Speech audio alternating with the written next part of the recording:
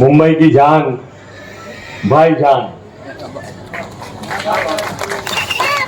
Minority department के मुंबई के chairman इकराम भाईजान साहब, हमारे इस डिस्ट्रिक्ट के माइनॉरिटी डिपार्टमेंट के अध्यक्ष प्रेसिडेंट शमीम अंसारी साहब, नगर सेवक जावेद जुनेजा जी, खास दिल्ली से इस प्रोग्राम में आए हुए ऑल इंडिया माइनॉरिटी डिपार्टमेंट के इंचार्ज हमारे भाई दोस्त साथी जनाब अहमद खान साहब, हमारे मेरे दिल बुजुर्गों, दोस्तों और साथियों, अस्सलाम वालेकुम।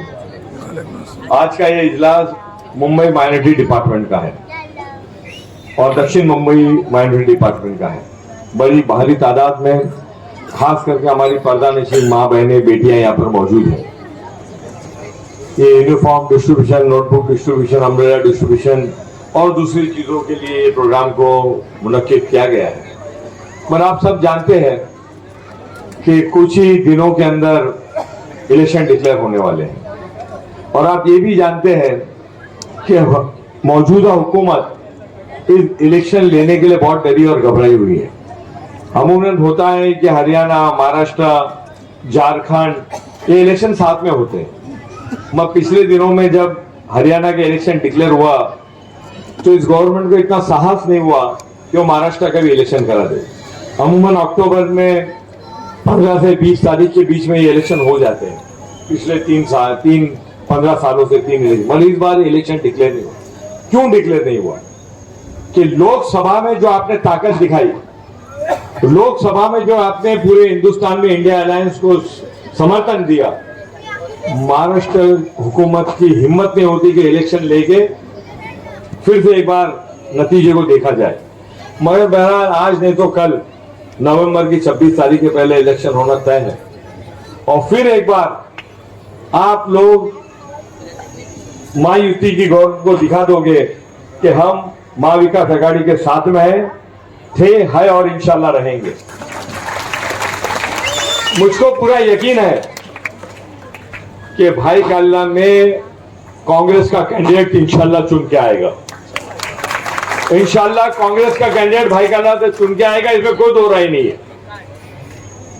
क्योंकि पिछले इलेक्शन में आपने साबित कर दिया कि भाई काल्ला कांग्रेस का गढ़ था, है और रहेगा, इसमें कोई दो राय नहीं है। मगर मैं आपको बात बताना चाहता हूं, पार्टी है, डिसीजन है, इब्राहिम भाईजान है, फैसला होगा। मगर जब टिकट आएगी, डिक्लेयर होगी, कैंडिडेट चुना जाएगा, जब तक आपको इंतजार नहीं करना है। हर एक आदमी को ये जीत को पक्की करने के लिए आज से काम पे लगना है, अभी से काम पे लगना है।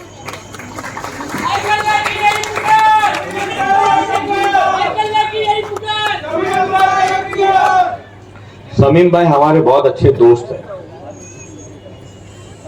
मगर मैं इस मंच से, कांग्रेस के मंच पे खड़ा हूं। इब्राहिम भाईजान चुनाव लड़ना चाहते हैं, मैं चुनाव लड़ना चाहता हूं, शमीम भाई चुनाव लड़ना चाहते हैं, तमाम लोग चुनाव लड़ना चाहते हैं।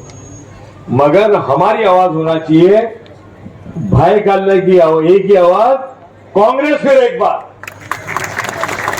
अगर कांग्रेस जिंदा रहेगी तो हम लोग जिंदा रहेंगे, अगर कांग्रेस जिंदा नहीं रहेगी तो हम लोग जिंदा रहना नामुमकिन है।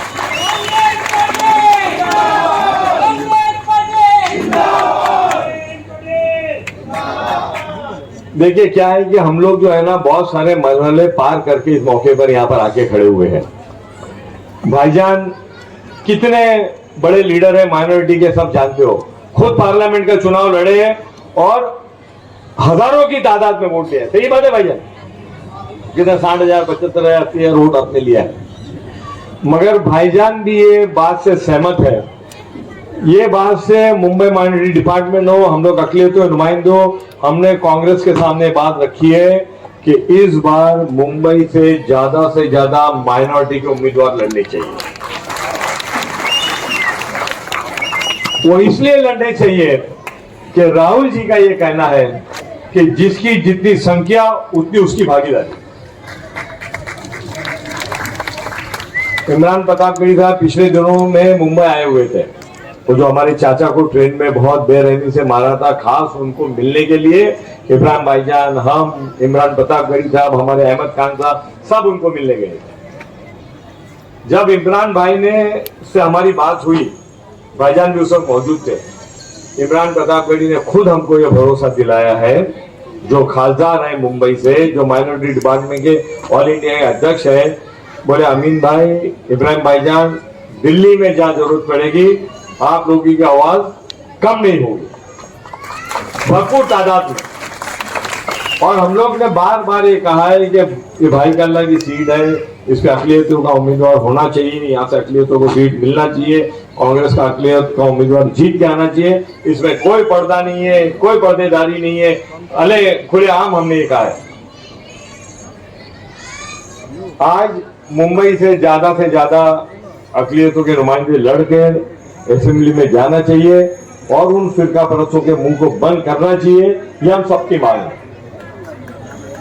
और मुझको पूरी उम्मीद है, पूरा भरोसा है, जहां जहां बात रख सकते हैं हमने वो बात रखी है और इंशाअल्लाह आने वाले दिनों में इसका रिजल्ट आपको देखने मिलेगा।